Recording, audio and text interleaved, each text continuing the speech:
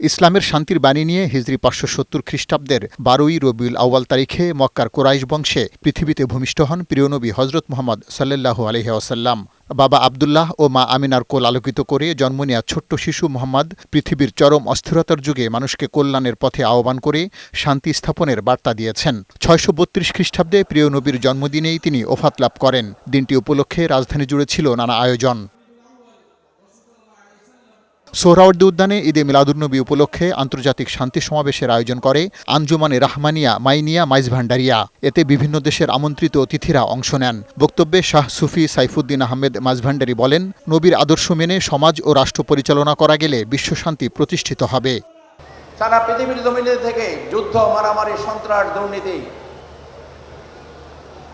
হিংসা, প্রতিহিংসা, গীবত, মিথ্যাচার, এগুলি যতদিন দূর হবে না এই পৃথিবীতে কখনো শান্তি প্রতিষ্ঠিত করা সম্ভব হবে না।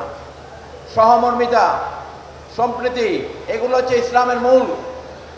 এগুলা যতক্ষণ পর্যন্ত উম্মতে মুহাম্মদে ধারণ করবে না ততক্ষণ পর্যন্ত পৃথিবীর থেকে হানাহানি, মারামারি, যুদ্ধ বন্ধ হবে না।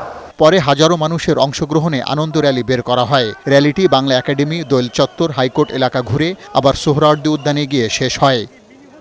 হাইকোর্ট এলাকায় জশ্নে জুলুসের পর সমাবেশ করে বিশ্ব সুন্নি আন্দোলন ও বিশ্ব ইনসানিয়াত বিপ্লব নামক সংগঠন। থেকে বিচ্ছিন্ন করে আল্লাহ তাআলা থেকে বিচ্ছিন্ন করার ষড়যন্ত্র চলতেছে। তাই আমরা ঈদে আজমের ১২ রবিউল আউয়াল শুধু অনুষ্ঠান করলে হবে না, পৃথিবীর দেওয়া ষষ্ঠর নামে ষষ্ঠের আলোকে মানব জীবনের সংজ্ঞা, জীবনের সত্য, মানব সত্তা ফিরিয়ে আনতে হবে। ঈদে মিলাদুন্নবী উপলক্ষে রাজধানীর ধানমন্ডি ও জিগাতলা এলাকায় জশ্নে জুলুসের আয়োজন করে মাইজভান্ডারি গাউসিয়া হক কমিটি। আনন্দ শোভাযাত্রাটি বিভিন্ন সড়ক প্রদক্ষিণ করে। বাংলাদেশ আঞ্জুমানে আশেকানে মোস্তফার উদ্যোগে পবিত্র ঈদে মিলাদুন্নবী উপলক্ষে আনন্দ র্যালি অনুষ্ঠিত হয়েছে। মতিঝিল, ফকিরাপুল, বাইতুল মোকাররম সহ আশপাশের নানা সড়ক ঘুরে র্যালিটি শেষ হয়। প্রিয় রসুলের মান সম্মানের ব্যাপারে কেউ যদি কটূক্তি করে, রাষ্ট্রীয় সচিবালয় থেকে শুরু করে সর্বত্র এই সমস্ত লোকদের বিরুদ্ধে সংসদে আইন পাশ করে তাদের বিরুদ্ধে ব্যবস্থা নিতে হবে।